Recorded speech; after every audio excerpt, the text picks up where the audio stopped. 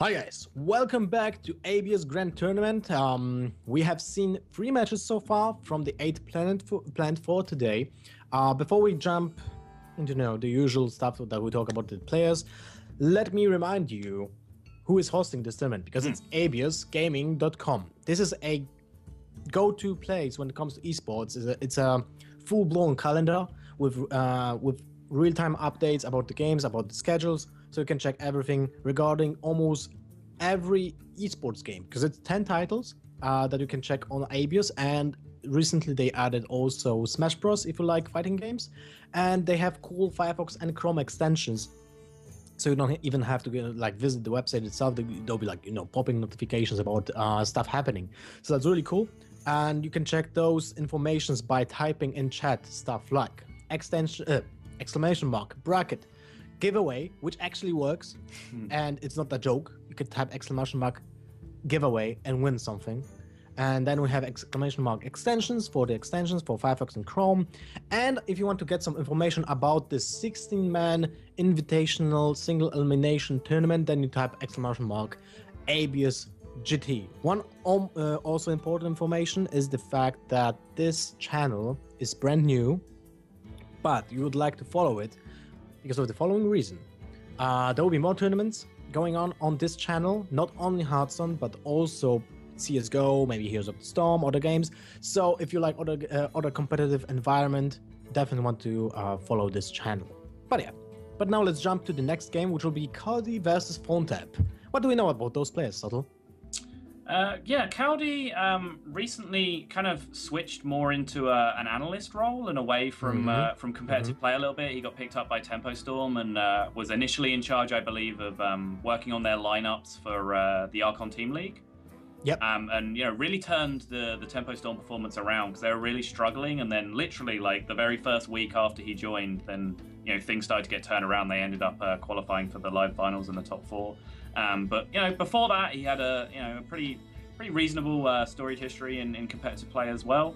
And we see him back here, playing some competitive Hearthstone in the Grand Tournament meta.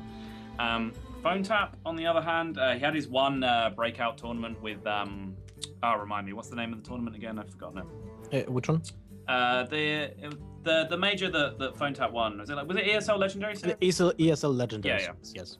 So that was his big breakout tournament that really put him on the map. And now he's in Luminosity gaming. Yeah, right? Now he's a Luminosity player. Can't say that I've really seen him go places since then. I don't think he's had a big follow-up result, but just to win one tournament of that level shows the caliber of player that he is. So again, just time after time, another fantastic high-level match set up for you here. Yeah, especially about the ESL Legendary. That was a ongoing tournament, which required a lot of games. So it wasn't really just one evening tournament. Right. So it required a lot of consistency from the players. And now we'll be jumping into the games shortly, I believe. This is funny. Both players are using now a Kaldi picture. You can't see this, but we can see it. Kaldi mirror matches. Yeah, so it looks like lineup-wise, we have Kaldi on Druid, Warrior, Warlock, and Phonetap on Warrior, Druid, Paladin. So Kaldi is tryharding. Kaldi is tryharding, yeah, for sure. Yeah. But it looks like we might have the potential for our first Warrior, Patron Warrior mirror, and also potentially our first handlock of the tournament as well. And I believe this is the game where the winner plays Firebat. Is that correct? That you looked at earlier? Was that right? Let me check. Let me type exclamation mark bracket. Chat, yeah. In the chat. Okay, got it. So in 15 minutes you will see that. And you will hear me saying about it. Let's check. Well, it's actually a really cool looking bracket. There's even a little tag which is live now. Oh, nice. That's sweet. And the Kaldi versus Phonetap. No, that's different. Kaldi versus Phonetap is against Stan Sivka versus Ostkaka. Okay. So if Phonetap will win and Stan Sivka will win, then we have a brotherly I'm going to say that's like the same blood, because both players are from Luminosity, so if they win their respective matches, they will be meeting in round of 8. But the match that we were looking for was Firebat versus the winner of Roger versus Cypher. Yeah, okay. Yeah. That was my bad. But just going back to the lineups then, I guess. These are two of the more, what we'd call standard lineups based on what we've been seeing over the past month or so in the TGT meta. Druid, Warrior, Warlock, Paladin, those are pretty much the classes along with Hunter that we've been seeing a decent amount of. So, we've been seeing a bit of Rogue and Priest and Shaman in the games before, but it looks like we have the try-hard lineups coming now, and we just have the tried and tested consistent decks coming out. Do you think it's because, let's say, Kaldi and Phonetap are not really that frequently seen on broadcast tournaments? So if they have the chance to appear on one, they want to win it. It's very possible. But at the same time, I wouldn't say anyone is taking this tournament lightly. Some of these players have huge career winnings in the hundreds of thousands of dollars, but still, I don't think any Hearthstone player is in a position where they turn up to a $5,000 tournament just of course. Oh, I'm just gonna have some fun. And I'm pretty sure they're all bringing lineups that they think are right for the tournament. But yeah, it looks like these two are just favoring the consistent lineup. And what this does is you can choose to play the best decks and hope that not enough people are aiming at them, or you can do something like we saw Firebat do, which is try and aim at a specific deck that you think everyone is playing. That's the two different kind of thought processes that go through. I still remember the time when Chucky and Blackout and Green Sheep, I suppose, were targeting one type of deck in Conquest format when it was new, and they all lined up with a free fatigue decks lineup. That was horrible. Yeah, I remember Chucky doing that. That was horrible. That was even worse than seeing the metagame from DreamHack Stockholm BlizzCon qualifiers last year, because it was that broadcast was planned for 8 hours, I suppose, from 2 p.m. or something like that till 10 p.m. maybe midnight, and we were there casting till 5:30 a.m. Damn. Yeah. That was because everyone was playing control decks in the metagame in Europe, but then we saw the BlizzCon qualifiers in America, and they had all aggro. Yeah, I remember that. Yeah. It was totally two different words.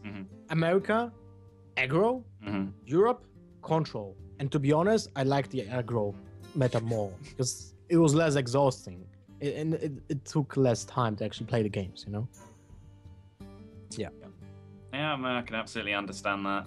It's definitely, as a long-time caster as yourself, I'm sure you've slogged yourself through enough 12-hour days of casting while everyone is playing a Control Warrior mirror. So, or Patron Warrior versus Handlock. Yeah, Patron Warrior versus Handlock. Or Giants Mage versus Patron Warrior, right? Those I don't want be to a marathon again. as well, right? I might be kind of, not really well behaved when I say this, but I'm kind of happy that there's no more Echo Mage in this tournament. Okay. Just based on the that matchup that we just saw. We don't know, right? Someone else might have brought Echo Mage. Oh yeah, that's true. It is a patron counter. People might have brought it for that reason, but yeah, that matchup is exhausting, and I'm with you. I don't particularly want to have to power through another one of those. It looks like we are fast approaching being ready to go here in this matchup. So we've talked about the lineups. They're both fairly consistent. How do you feel like they line up specifically against each other? It's basically the Paladin and the Warlock is the flex point, right? So if the Paladin, let's say it will come to 2-2, right? And the last matchup will be between Warlock and Paladin. Then I would say the Warlock has an upper hand in that matchup, unless it's Zoo. Then can be different, right? Okay. But if it's Handlock versus Secret Paladin, Handlock has a big. It's really heavily favored against the Paladin. So I think that's the biggest difference. Yeah, I think particularly if it's classic Handlock as well, I think that's even more heavily favored because you play the extra taunts and the extra AoE, and that's really, really important in the matchup. By the classic mon, you mean there's no Twilight Dragons? No, I mean Twilight Drakes, right? No, I just mean no demons. Oh, no demons. Yeah, sorry. Okay. Because like there's a habit with the demon deck sometimes where you just don't draw it. You just don't draw enough taunts or enough AOE, and then they can just smork you down hard. So yeah, the classic version that has the belchers and the extra AOE instead of all the demon synergy cards, that's just even more strong against Secret Paladin in my opinion. Yeah. Okay, makes sense. Yeah, that's true. And now we see the gameplay. Kaldi with the warrior and right? Am I wrong? No. Kaldi with this. Kaldi with the warrior with an insane hand. That's right. Patron into inner rage. Yeah, and I would say you just play this ghoul out on turn 2 because yes, you do. You don't need it, right? Yeah, and it might be a problematic card for a Darnassus aspirant if there will be one. Yep, and you may top deck an Acolyte of Pain next turn to hide behind it as well. There's just a lot of possible good things that can come from this, but it appears that Kaldi disagrees. Okay. Yeah, that's interesting. So, Aspirant is going to come down here. Double Death Bite, one too many. The second Death Bite in your opening hand is never anywhere near as good as the first one. But, still, he's in a pretty comfortable position here. We see there's no 4-drop to come down in... Still? Yet. Yeah, yet. There's the Acolyte. We're one card off. But there will be an Azure Drake always to play. Yeah. Or, wait. What if you play Wild Growth? You can still... unless if your Darnassus lives, then you can play Dr. Boom next turn. But what are the chances of the Darnassus living another turn? Right. Almost 0 at this point. I'm not sure about using the Wild Growth there. I feel like coining the Drake probably keeps your Aspirant alive. And that way, like, you just have the Wild Growth effect for next turn anyway, and then you can use the Wild Growth the next turn if you feel you need to. Because I feel like just using the Wild Growth just guarantees your Aspirant dies, and then you're just net exactly where you were on mana beforehand. So maybe would have liked to see the Drake there, but this does let him go as your Drake this turn, and then coin a 7-drop into a 7-drop. With the top deck Innovate, he can of course just go party time with Dr. Boom right now, which is probably just the play, right? But... definitely. This is the 3rd time we see that. Is it? Yeah, is it 2 times. times. Oh yeah, right. Yeah, twice. And now that's the 3rd time. Yeah, it was basically Orange versus Gara. They both played that. Turn 5, Dr. Boom, and now Phonetap joins the ranks. This is just such a good thing for so many reasons. Obviously, the first reason you've just played Dr. Boom on turn 4. That's excellent, right? Let's just get the simple thing out of the way first. You played Dr. Boom on turn 4, that's great. But secondly, it puts the doubt in your opponent's mind if they have the Dream Draw against Druid. Which we see that Kaldi does. Grim Patron, Inner Rage, Death Bite is the absolute dream, but it gives the opportunity for you to ruin his day with good Boombot RNG. What do you think about attacking Dr. Boom right now to finish him off with Slam? Oh, I don't know about that. That's a lot of damage, right? It is. Won't do that. One goes face. Oh! And that's just game, right? Is it? Okay. Keeper of Grove is a good draw. Savage Draw, Coin Swipe. Second Innovate would be massive. Yeah. No, Savage Draw, Coin Swipe doesn't quite do it because there's no 2 health guy to attack. There's a 3 health guy instead because of the Boombot hit. Right, that's exactly what's happened because of the Boombot hit. The Boombot has replaced a 3/2 with a 3/3, and that's still not the end of the world, because you can leave 2 patrons on board, right? Well, that's awkward. Let's say like that. Fortunately for him, the both patrons that are wounded are on 1 HP. Yeah. So that does make Swipe look promising at some point. It's just he cannot tidy the board up to a point where Swipe is a cure. So one of the strategies would be here to fill the board, then to swipe it down, but that is making so much damage. It's not necessarily a good thing. He's gonna savage drop afterwards and just leave 1, 2, 3 patron. Yeah, this is decent. This is definitely the best he could do that turn. Sure. Yeah, now Kaldi will just play the Unstable Grove, hoping for no Keeper of the Grove. Yeah, he has the option to slam his own patron here if he wants. But that doesn't really change anything. Well, it means he gets to trade into the Dr. Boom, right? Well, he will trade with the weapon, right? Will he? I mean, slamming a 3/3, drawing a card, and essentially like killing the boom for free seems like a decent alternative to taking 7 damage with your face.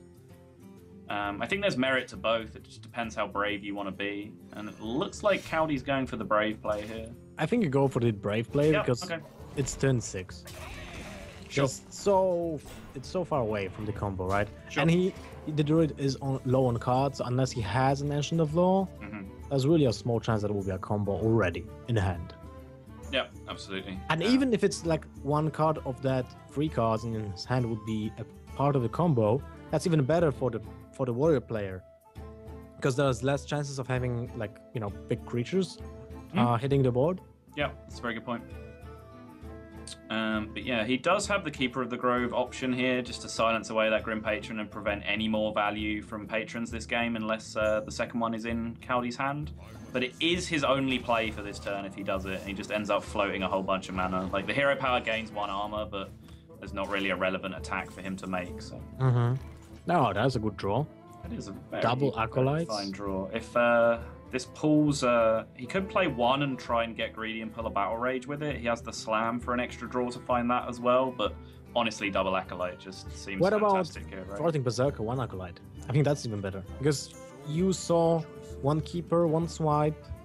You didn't see any wraps. I think that's a problem. The Frothing Berserker draw 4 cards here, right? Because after the Whirlwind goes off, he can trade off the Unstable Ghoul into the 2/4 as well. Oh, okay.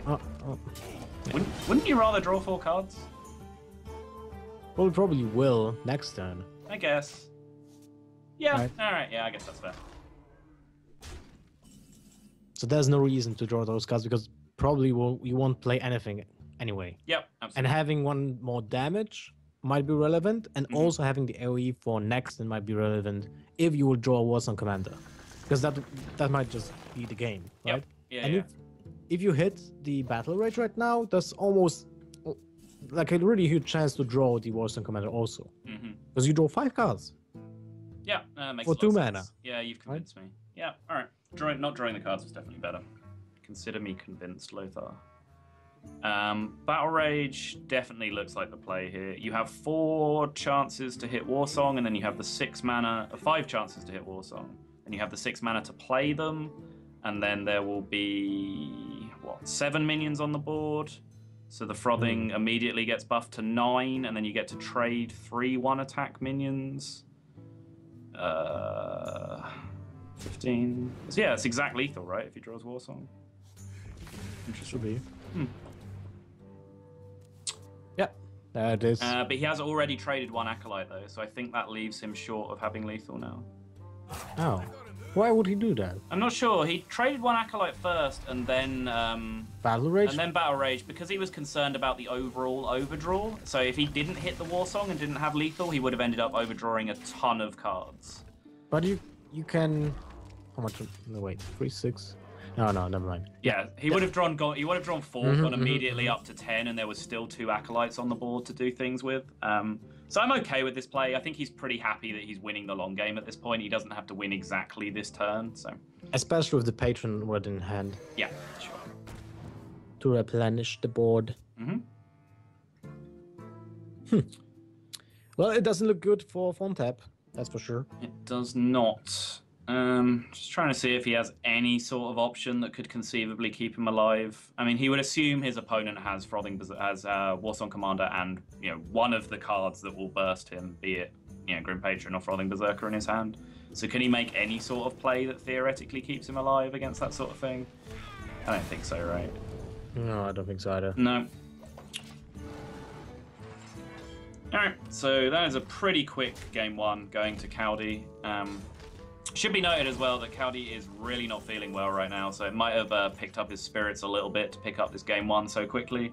And the Hearthstone gods were kind to him and essentially gave him the free win with the Deathspite Inner Rage Grim Patron draw against Druid, which pretty much crushes the matchup pretty easily.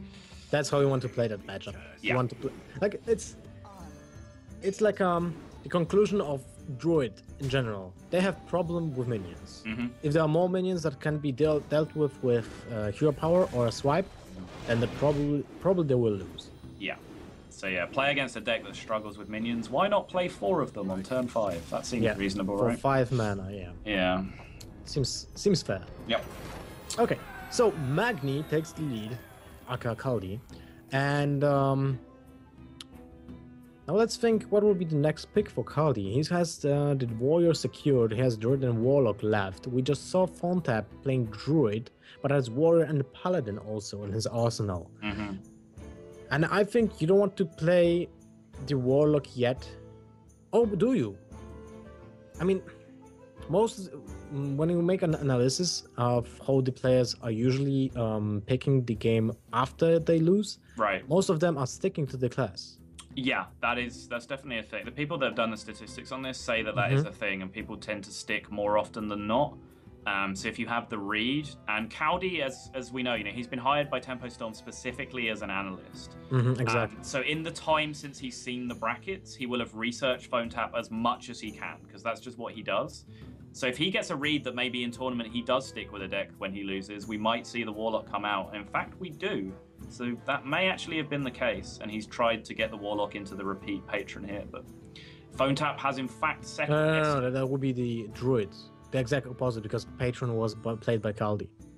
Right. Okay. Yeah, I'm talking nonsense. No, that's I just meant Yeah. Just mixed up the matchup. But he would have chosen the Druid in case he would have done that. But he chose the Warlock, so he was hoping that Phonetap will not stick with the Druid. Yeah, basically the exact opposite of what I said. He was picking Handlock thinking that he would switch away from Druid, and Phonetap has stuck to his guns and got rewarded with a good matchup here. And has an insane opening hand. That looks pretty good, right?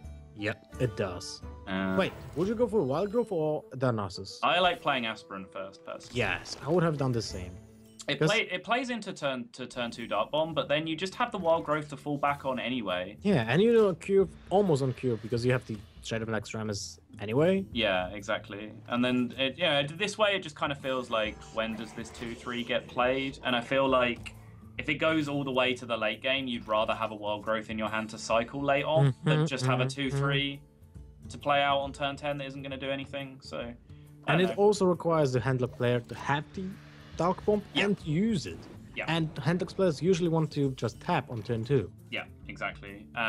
Since the Handlock player was going first, if you can get him to turn 2 Dark Bomb, that denies his ability to play a turn 4 Mountain Giant. So one thing that maybe was better is the fact that your Shadow of Extremis will be growing a little faster, so it will get out of the Hellfire range by turn 5. That's true. That's a very good point. Yeah, so by playing the Wild Growth first, you 100% guarantee that your Shade of Naxxramas outgrows Hellfire. Yeah, okay, that does give it some merit. I'm willing to admit that. But now you're really weak to Hellfire. Yeah, and he attacks because he's aware of that. So yeah, and now it will die to Dark Bomb. That's an awkward spot, I would say. Because you don't care about the Darnassus Aspirant now as much as you would do on turn 2. Right. And the Shadow of Extremis is, I would say, the most important card in this matchup apart from the combo. Because the reason why I value the Shadow of Extremis so much is the fact that it can outgrow a giant. Yeah. And that just like, immense value. And it's like a valid strategy too. Because you can trade for the giant just to go through the taunt, or just get like such huge Naxxramas Shadow will basically deal with the Warlock itself. So he chooses to turn down the Dark Bomb opportunity and just go for the pressure play with the turn 4 Mountain Giant. And I don't hate this, but we can see that the biggest punish of all punishes is here. Wow, that's really weird. Yeah. I mean, you have the Shadow Flame in hand, but you're aware that there's no way you can deal with that shade. Phonetap on turn 5 or 6. No way. Does not care. He's just going in. So how much damage will he have next turn? He'll have 5, 9, 11, plus the 2 from Keepers, 13. So he'll have 14. He'll be 1 off next turn, I think, if I've counted right. Yeah. But yeah, definitely not afraid to push here without any backup in his hand, which is kind of interesting. So now we're going to see the Dark Bomb come down. That could have been used to kill the Shade last turn. He took the really big risk there with the Mountain Giant. Was that a risk? I think that was like just basically throwing the game. I mean, even without the Big Game Hunter, Mm-hmm. you basically say that you have to sacrifice the giant for Shadow Flame. Because I'm almost sure there will be another minion drop on the board. Okay. So you have to sacrifice the giant then for the Shadow Flame to clear the board and to try to maintain board control next turn, right? Mm-hmm. But then you're still on the back foot because your opponent just plays minions, and that's it. Right. Yeah, that's a valid point. So this turn, we see Phonetap turn down the opportunity to go face. I think he's recognizing that without any sort of serious follow-up in his hand, pushing him below 15 is way too dangerous. 15 is a nice number to leave him at right now because he cannot play Molten Giant and do anything relevant with it. He can't taunt it, he can't Shadow Flame it. He'd just have to plop an A8 on the board and hope that he's not dead.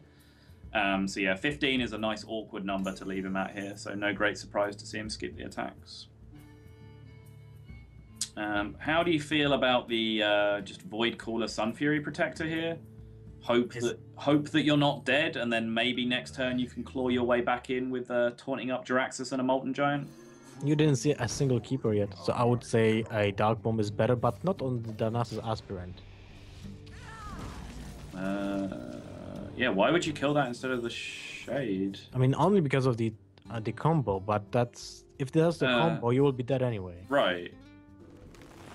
That's interesting. I mean, I really didn't see a point in Dark Bombing the Darnassus Aspirant. That was basically giving his opponent 4 more damage. Yeah. No, that's just outright wrong anyway, because if the combo's in his hand, the play he made, you just die to Savage Roar anyway. Yes. So he doesn't need the 9 mana, because Savage Roar just kills you in the first place. Anyway. We're back. And Phonetap is picking up a draw right now, 1-1, between Tempo Storm and Luminosity players. And next matchup is already going on. Wow, that's fast. They both know what they want to pick. And those classes will be Paladin versus Warlock. So look at that. Kaldi is sticking to his class. Yep. Loses the game, sticks with his class. We talked about in the gap between the last game. And we do see that Phonetap has queued up his secret Paladin into it. And you said before, Handlock, very, very favoured in this matchup. I mentioned I do prefer the version that plays the extra Belchers and the extra AoE as opposed to the Demon version that Kaldi is running. But I think even with the slight lack of taunts and AoE, you are still at a pretty decent advantage in this matchup. Especially with that Divine Favor in hand. That's such a huge swing when it comes to card advantage. Yep. Just straight up turn 3 Divine Favor is often something that happens reasonably often.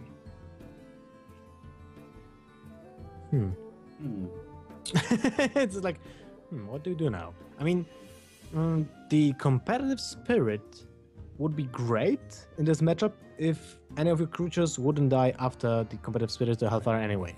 So, you would rather have minions with divine shields than minions with a lot of health. Right. And that can be achieved by playing Cockhammer next turn and hitting a favorable coin toss. Right? On the target from the Cockhammer. Imagine if Cockhammer would actually target a minion. Well, that would just be absurd. Right? Let's not give Blizzard any crazy ideas. But yeah, I think you have to play the Knife Juggler here for some pressure at least. He's going to turn down the Abusive Sergeant. It does represent 3 damage that turn with the extra knife and the buff from the Abusive. Probably forced to see a Dart Bomb come down here from Kaldi. Just letting Knife Jugglers live never seems like a good idea, right? With the Mountain Giant in his hand, he might be considering being greedy, because otherwise he doesn't get on the board for a fairly long time by the looks of things, but leaving a Knife Juggler around to live just does not seem too reasonable. Well. Oh, that's a good card. Yep. I guess we just do that. Otherwise, what do we have to do? I mean, the only weak play will be a counter owl to your minion, but playing anything else doesn't really achieve anything. And you also play into your own Divine Favor because you play 2 cards in turn 3, and turn 4 is basically Cockhammer into Abusive Sergeant. If you lose, of course, your Divine Shield. Yep. I like it, just for the reason that you mentioned there, that it sets up the Cog Hammer so well, and you also get the most expensive and clunky card out of your hand for the Divine Favor to really get some value. I think like the Owl is a pretty rough punish here, but you have so many targets in your deck that you end up, kind of scared of Owl. With the Avengers, just the natural Haunted Creepers and Divine Shields anyway. The Owl is always going to find a target against you. So spending your whole life playing around Owl just doesn't seem like a particularly winning strategy with the deck. Definitely. Abusive Surgeon would be nice for the Handlock player right now. Oh, there's an Owl. You know what else is nice? Stop decking an Iron Beak Owl. That's good. Unfortunately, not enough mana to get the Mortal Coil. Poor Kaldi, right? He only top decks the Owl. But still, he got the 5 damage in with the Blessing of Kings, or the 4 extra damage from the Blessing of Kings. He still has a Cog Hammer target on the board, and he can keep developing his board here. And next turn, all the cards that we can see in his hand are able to be played, so we're going to see a massive card draw turn for Phonetap next turn. Definitely. He will be drawing 3, 6, 7, probably 6 cards. Something like that, yeah. Yep. That's a really huge swing. That is a really huge swing. We do see the 8/8 come down on the board. Second Divine Favor, probably one of the weakest draws he could have got this turn. Yeah, but it doesn't really matter, right? It doesn't matter at all. Exactly. I mean, you will be drawing like whole deck. Ooh, oh wow, bless your might. Hmm. Okay, I didn't anticipate that. Oh, Repentance Candlelight as well. Yeah.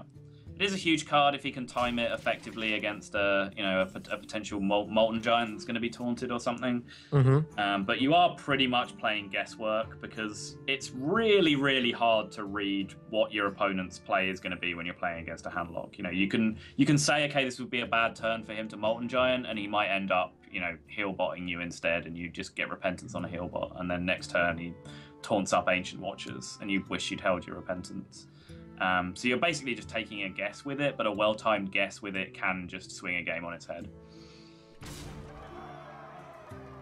From Kaldi's part, that is a trooper of an Argent Squire right there. It's already done so much damage to face. Like, it had a Blessing of Kings attack to face and an Abusive Sergeant attack to face, and now it's just tanked a Mountain Giant and lived to tell the tale. Well, not exactly lived, but yeah. Well, it lived to tell the tale for a few seconds, and then it died to a Hellfire. It's like almost a noble sacrifice. Yeah, pretty much. Right. How do we... Well, you have to play Truce of a Champion? Do you? Because I think you do, because one of the really weak points of Paladin is lack of burst. And when you consider Consecration a burst, well, that says a lot about the deck itself. But I think you have to keep the Consecration for the finishing move. Right, and if you consecrated there to clear the Mountain Giant with the existing weapon you had, you're lowering the opponent to 0 mana Molten Giants, which well, he can tap, is a concern. But yeah, as you say, he can just tap them down to 0 anyway. But at least he then has to spend 2 mana on doing that, so it's slightly better for you in the long run. So yeah, it looks like we will see the 0 mana Molten come out here. I mean, 0 mana Molten and Sunfield Protector plus Defender of August. Yeah, that's. I mean, sorry, Ancient Watcher. I was just watching Defender of August being drawn. Yep. Stick to my head. So this is kind of the situation you've talked about, and one of the big reasons why Handlock is so favored in this matchup is without any direct burst, anything like a Fireball in their deck. Once this kind of board comes down, unless you're playing a quality Consecrate, which isn't always seen, and maybe I'd go as far as to say is rarely seen in Secret Paladin, you're kind of struggling to just bust through big taunts here. You're gonna need to use things like Blessing of Kings and Blessing of Might to trade into taunts, and then that's even more of your burst that you're throwing away that isn't hitting your opponent in the face. Yeah, and the Repentance is not something you want to see later during the turns, because most of the time there will be just a Defender of August or Sunfield Protector played first. Right. Absolutely. And that's an awful target for Repentance. Yeah. So, yeah. And we see here, unless Phonetap is able to find some way of, pounding through this board and putting on some significant pressure again, then the heal bot protected behind this board is just going to seal the game in favor of Kaldi, because we see no Mysterious Challenger or any big late game cards, like maybe Dr. Boom or Tyrion if he's playing those things. Well, he's playing Blessing of Might, so I would say he's not playing Tyrion at all. Yeah, that's a very good point. And Divine Favor as well. Normally, like, if you're playing the higher curve version, you just cut out the Divine Favors as well, so... Do you? I think it's still played, right? There are definitely lists where you cut out the Divine Favors in terms of and you just play like lower Feb, Dr. Boom, Tyrion. You just play like enough late game stuff that you don't need to draw the extra cards, because the game's going to be over by turn like 6, 7, 8 anyway. So you only need to hit 1 or 2 of those cards in order to get there. A lot of minions on the board, and there's no AoE damage from Kaldi. There isn't. He does have lots of other nice options though. He can draw cards with Mortal Coil. He can taunt up. He can heal. He basically just has to take his pick of which one he wants to do here. I think the Twilight Drake into Defender of Argus is not bad at all. Yeah, I don't mind that either. The only downside of that is, I know, like, as a pretty avid handlock player myself, anytime you have Mortal Coil in your hand and can use it, your eyes just light up because you just love drawing cards so much with this deck. Yeah, and there we go. We're gonna do Mortal Coil first. So that rules out the Twilight Guardian, the Twilight Drake Argus play. And Mal'Ganis comes into hand, which is a pretty good play for next turn. Repentance having almost no value. Cool. And that's the other merit of doing this over the Twilight Drake play, I guess, because the Drake play would have just ended up with a sad little 4/1 Drake. So. Exactly. Still, second Divine Favor has a lot of value here. You can play the Avenge, Consecration, go through the Taunt, and play Divine Favor. Yeah, that is a fantastic turn, actually. It's just going to depend on how good an answer he has to Mal'Ganis next turn, if that in fact ends up being the play. Will it be? There might be just a Void Color into Defender of Argus. Yeah, that's possible too. I mean, you don't play around Silence then, and you can lose the game because of that. But I'm not sure. I mean, Silence could just silence the Mal'Ganis anyway, right? Oh yeah, so right. It makes no difference. True. Look at that. There might be a deck without Mysterious Challenger at all. I mean, I'm serious, because there's... No, why would we play Repentance in a deck without Mysterious Challenger? Yeah. It makes no sense. Right? You will just play Quality then. Yeah, pretty much. I'm pretty sure this is just a rough draw, and both of his challenges are in the bottom 10 or so. Probably has slightly less cards left than 10, actually, having Divine Favored so heavily twice. Wait, he didn't attack, right? We already saw one Molten Giant, and he didn't opt to attack with the 2 minions on board. That's really weird. That is a bit strange, yeah.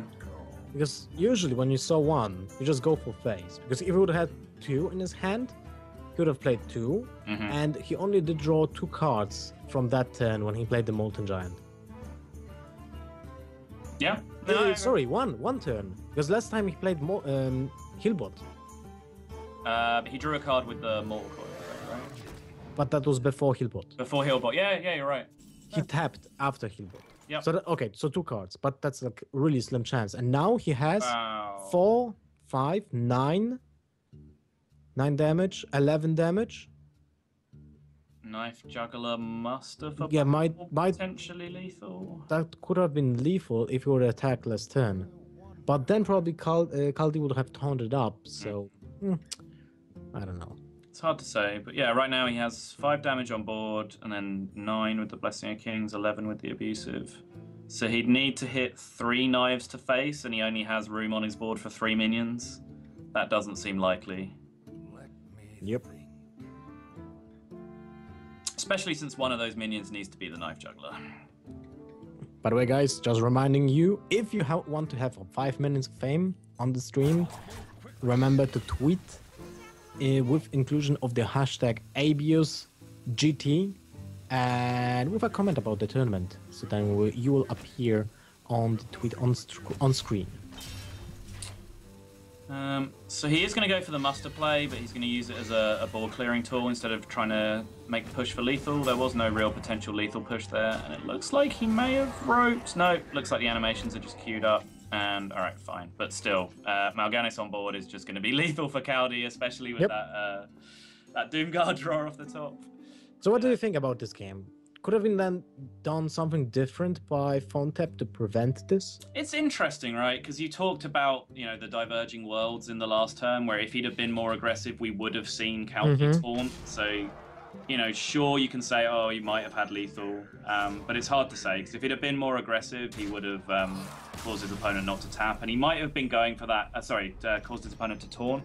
He might have been going for that exact line, where maybe Kaldi felt safe enough to make an aggressive play onto the board, and then he was playing to his outs of top decking something like maybe a second Blessing of Might or something that could have been lethal. I don't know. It's hard to know where Phonetap's head was in the game, but yeah, like you said, it's hard to really evaluate where the different line of pushing face damage that turn would have led us in the game.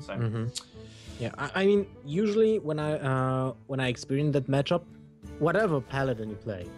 Usually you go just for the most aggressive plays each single turn to put the clock on the Warlock, and if he has Molten Giants, well, that happens. You can't go through that anyway. Sure. I tell you one thing he could have done differently, and that's draw Mysterious Challenger. That, of course. That probably would have helped. Yeah. Wow, he played Abyss of Surgeon turn 1. Well, he plays Blessing of Might, never mind. Yeah, he plays Blessing of Might, and just getting a dude on the board against Druid seems fairly reasonable. Again, I didn't actually see the mulligan process. I'd be interested to see if Phonetap actually kept that Mysterious Challenger in his opening hand, or whether he mulliganed into it. I would say you can't really when you're going first. Okay. Right. If your opponent has Innervates, he'll just steamroll over you. Right. But yeah, I've definitely talked to some people. Like I've spoken to Pesty, who's one of the strongest players in the UK, who's been top 10 legend with this deck. And he keeps Mysterious Challenger in every single matchup with the coin or not. Really? Yeah. With coin or not? Yeah. The only except the mirror without coin. That's the only situation he throws it away. Okay, interesting. Yeah. So, like I said, there is a real divergence on player opinions as to whether you do it or not. So I'm always interested when I see a new player play. Sorry, not a new player, but another player that I haven't seen play the deck before play the deck, as to whether they choose to keep it in the mulligan or not. But anyway, we actually see Druid with a pretty effective hand here. Generally, Druid can struggle against these sorts of minion-based aggressive decks, because as we've gone over several times in the broadcast so far, they struggle to deal with minions. This matchup's slightly different because Swipe can be absolutely backbreaking. And, if they get a good start like this with an early innovated Keeper of the Grove, they're actually pretty far ahead for quite a long time. But Phonetap is drawing into a lot of the bigger stuff in his deck in a pretty timely manner, so he has a good chance to fight his way back into this game. And Kaldi's hand is pretty starved of value right now. That's true. That's a very good point. But in this matchup, that's the same thing about Shade of Nextremis in this matchup as it is against Handlock. There's almost no option to clear that minion when it's still under stuff, apart from the Shadow Flame for 4 damage, right? And a Hellfire, of course. But the Hellfire will be out of range really fast. Wait, what? In Druid? No, I mean, like in the matchup, this is a similar situation with Paladin, because there's no way to clear. All right. Well, once this the minion. Outpour's Consecration. Yeah. Okay. And when it's not being played into Repentance, right? Yeah. I mean, it's also cool to play it into Repentance when you know there will be no Consecration next turn. Yeah. I mean, it's the same situation because Consecration will have the range anyway. But yeah.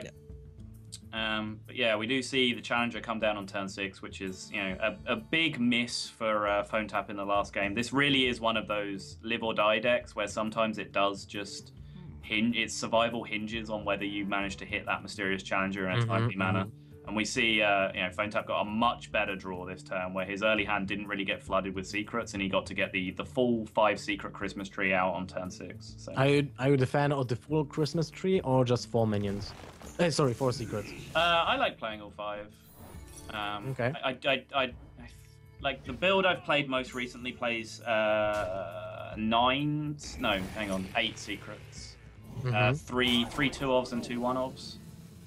1 competitive spirit, 1 repentance, and then 2 of the others. That's the build that I like at the moment. But there really is just so many different ways you can build this deck, right? So. Oh wow, trading for the 9-8. I mean, you can't really do anything else. Competitive spirit also is really a huge deal here. Yeah, this play seems reasonable. He tidies up the biggest threat on the board, doesn't have a big game hunter to do it hugely effectively, and he gets to retain his 5-5 kind of win condition on the board, if you like. But yeah, still just a ton of pressure coming back at him. And look at the amount of damage that's building up in Phonetap's hand right now.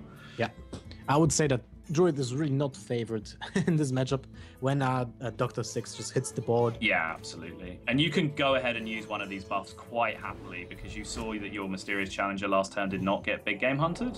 He didn't have the mana to do it because he chose to use the Force of Nature instead, but when you see your Mysterious Challenger get buffed to a 9-6 and then end up not getting big game hunted, I think you're pretty confident. And honestly, if he has the big game hunter here, do you care? No, you don't care at all.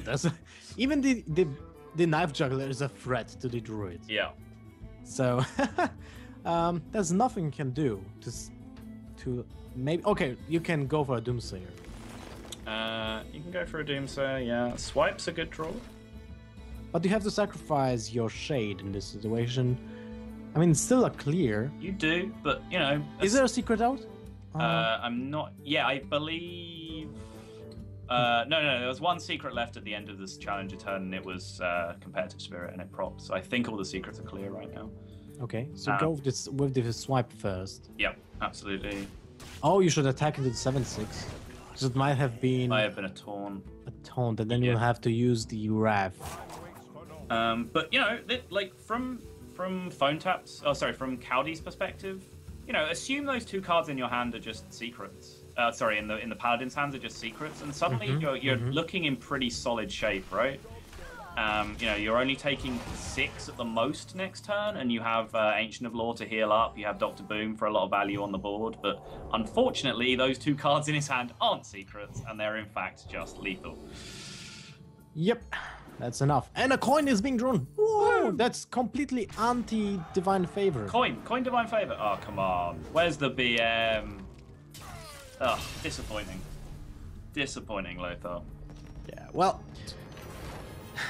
2-2, as we said, but it's a different matchup than we anticipated in the beginning. That would make the biggest difference, right? Because it would have been the Warlock versus Paladin, and now we're sticking to Druid versus Warrior. I like these two players, by the way. These guys have serious concerns for our broadcast schedule, and they are not messing around. They're just queuing straight back up into the next matchup. So yeah, we see Patron Warrior come up against Druid, and this is a matchup that we saw happen a lot in the BlizzCon qualifiers. And I think Druid had a favorable win rate over that entire tournament. But most of the players played Ooze and Harrison Jones. Right, that is very true. But, you know, in my opinion, this is a matchup that is quite heavily favored for the Patron Warrior. I don't know about you. Yeah, I would say the same. Okay. Like, if, of course, there's a Patron... I mean, Patron played on 10-5, that's basically sealing the deal. We see a really strong start here from Kaldi is playing the Druid, right? Yeah, that's right. Wild Growth into Piloted Shredder, and then the Emperor to follow it up slightly afterwards. So he only needs to find one turn to fill a gap, and he has the swipe to do that if he just needs to remove a minion off the board if it comes down to that. So looking like a pretty strong start. We're just going to see the Coin Acolyte and probably an Enrage here. I guess you don't use the Inner Rage because you have the Patron in hand. Yeah. I just wanted to say that you probably won't play the Inner Rage when you already have another cycle in your hand. Yeah, on 10-4 and another Acolyte of Pain. That's really fair. A lot of cycle. Yeah, and Inner Rage is basically saying, well, that's a 5 mana free with a possibility to spawn more free. So yeah, I would favor that. Ooh. We do see the Harrison. Huge card in the matchup. For sure. Well, remains to be seen whether he's playing the Ooze as well. But yeah, this is one of the dilemmas of playing Patron, which is how quickly do you bail out of the Patron Inner Rage plan? Because the Inner Rage on the Acolyte here just looks so fantastic, right? It looks fantastic because you have also the Battle Rage. If you remove the fact that you have the Patron in your hand, then this is just the best Inner Rage of all time. So it's only the fact that you have the Grim Patron in your hand that's stopping you from slam dunking that. And I actually kind of like the play to develop the Gnomish here instead of the Battle Rage, just because this is quite a tempo-focused matchup. So just getting the 2-4 on the board seems solid. Yeah, that's we talked about it already a lot of time. The fact that Druid has problems with minions, the Gnomish Mentor is a good play on 10-4 because of that. Huh. It lets him clear up the Emperor here with a Fiery War Axe if he wants to do that, as opposed to... Isn't the Death Bites play better because you can set up the patrons for next turn? You don't have a second Whirlwind effect to go with it, though, right? Ideally, you'd like to make 4 patrons. Like 2 patrons against Druid is kind of an emergency play when you're just under a lot of pressure and you need to make some sort of fight back. Yeah, that's true. Yeah, that's a really good point. So yeah, preferably the Slam and Fireworks will be better. Looks like the play. Shame that he doesn't have a shield block in his hand, because shield block, shield slam would look pretty clean here as well. He might be trying to find some way to engineer a battle rage out of this situation as well, but I don't think there is one, unfortunately. Unless he wants to execute. He can execute and then get a 2-card battle rage as well. But that would... No, he'd go to 9 cards, so that wouldn't even cause him to overdraw. There's definitely some merit to that as well. That might be what we're going for here. No, he's just going to War Axe down the other minion. Okay, so it looks like Phonetap is very, very focused on tempo in this matchup. That's twice now we've seen him turn down a Battle Rage just for a better board state. So definitely heavily focused on tempo in the matchup and not so much concerned with drawing cards. And in this situation, he has a really cool removal in his arsenal. The shield block, shield slam is really important. It's basically the play, right? Yep, it looks like it. And then we'll probably see everything else get swung at face, including the Fiery War Axe, because then he can set up the Death's Bite Patron Inner Rage, which he's drawn back into for a following turn. But we see that the Harrison Jones is in Kaldi's hand to answer that line of play. Oh, he's going for the Death's Bite. Is he? I mean, the shield block, shield slam is so tempting. It is. And you're looking for your Frothing Berserkers, your Emperor for next turn. Because if you hit the Emperor with this kind of hand, I think you just win.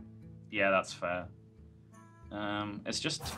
I mean, equipping the Death's Bite now does accelerate the game-winning turn, which is what, Patron Inner Rage with a Whirlwind effect against Druid is generally game-winning. So it does accelerate that by 1 turn. But I don't know, the shield block just looks really, really appealing right now.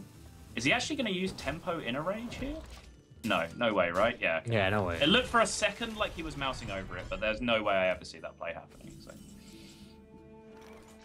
Well, this is the easiest turn we've cast all day, Lothar. Harrison Jones, the Death Spite. Definitely. And no Fiery War Axe as a follow-up to kill it. Yep. That's a problem. Yep, you're pretty confident as well that there just isn't a Fiery War Axe left in the deck, because most lists are tending just to run 1 now. Even... Although there's a fair amount of aggro about, the aggro that is the most common aggro deck is the Secret Paladin, and you'd rather have things like Unstable Ghoul against Paladin than you would a Fiery War Axe, because most of their early minions are just resistant to Fiery War Axe anyway, so you'd just rather have Unstable Ghouls. So there's just not a lot of merit to Fiery War Axe right now. That's true. Well, he needs to cycle as much as possible in this situation, I think. Because what he needs is weapons and Emperor. Yeah. Yeah, he needs to find his second Death Bite or just a standard Whirlwind. Whirlwind is still not enough for next turn because he can't play Warsong Patron Whirlwind. Right. So that's a turn 9, so you have to survive till that. And so you probably want to Shield Slam the Harrison Jones this turn and just Battle Rage. Yeah. Because you have not enough space in your hand to Battle Rage for more. Yeah, that's very true. I believe he would keep the Unstable Ghoul in his hand, right? No, okay. I'm not sure about this. Unstable Ghoul has really big value. It does, yeah, but at the same time... I mean, you're at 27. You're not that scared of dying. You don't die to combo right now. I mean, I guess he just is buying time. It's another one of the ways to draw cards with Patron Warrior is just stall the game as much as you can and you just naturally draw more cards by seeing more turns pass by, but it's not a style of the deck that I particularly favor. I generally am kind of a hoarder with the deck and I just hold just hold on for wombo combos as much as possible. But you know, this is a very strategy. this is a very tempo focused deck though. So sorry, tempo focused matchup. So yeah, that's a reasonable strategy, but still, it's going to get silenced off. Whirlwind effects are scary. We're going to see a massive board being developed by Kaldi, and he's threatening lethal pretty much just with a Savage Roar at this point. Like, look at the size of the board that he's generating. And you're almost certain that no European player will play Brawl in his patron, which is really common in the American scene. Yeah, it really is. Like everyone I saw playing in BlizzCon NA qualifiers had a Brawl in his patron. Yeah, even on ladder as well. I've recently started laddering this month on NA, and it seems even on ladder it's more common to see Brawl in Patron Warrior as well. So, not sure where that divide comes from, because you know, with Twitch TV is like an international thing, right? So it's not like only the American players watch the American pros play. So it doesn't seem like that's a thing that should filter all the way through, but it does seem to have worked out that way. Yep. I mean, every single region has his own traits. Yeah. So yeah, double Armor Smith is normally something you're relatively happy to have against Druid, but in this situation it just does nothing for you on the board, and he has started this patron turn extremely late. The cards did not hit the board until the rope started burning. If he gets through this turn, I will be impressed with his execution, Lothar. So the 5-2 still has to attack, and the 3-3 still has to attack. That's not enough. Yeah, we got it. Oh, wow. Nice. Oh, he queued up. I mean, the spectator is kind of always not on the same time, right? Not real time updated as the client that the players plays on. So yeah. But yeah, that has swung the matchup a little bit, and then suddenly, like, this is just the power of generating Grim Patrons against Druids. Suddenly, the Druid player isn't looking quite so secure in this matchup, but Wrath is Isn't it? Like, wait. Wrath isn't that an option to attack into the patron and then swing the Sylvanas into patron, the free one, Wrath Sylvanas, get the 50-50 for another patron, the patron has charge, kill the Warstone commander, and generate another patron for you, and then use the Pulse Shredder to kill the remaining the remaining 1 minion. Yeah, pretty good.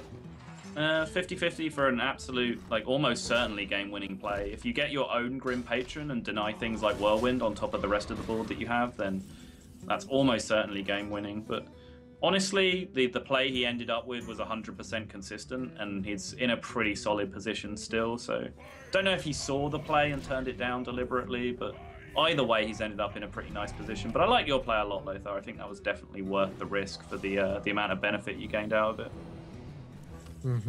Oh, there we go. Never mind. That's like the third or fourth time that's happened, right? It's like we're talking about something really complex, and then top deck Force of Nature Savage Roar comes along and just. But it's still like there was so much turns when he could have drawn that Force of Nature before, so I'm not really surprised he's drawing it right now. Yeah, absolutely. Like, it's easy to call something a top deck, right? But when you're over halfway through your deck and it's the first copy of it you draw, it's not really a top deck anymore. Yep. And the Savage Roar has 14 damage for 3 mana. Pretty good card. Yeah, definitely. So that is going to be the series. 3 games to 2. We see Druid defeating the Patron Warrior again, continuing the theme from the BlizzCon qualifiers. And yeah, well, we have another player through to our round of 8. That's true. Congratulations to Kaldi.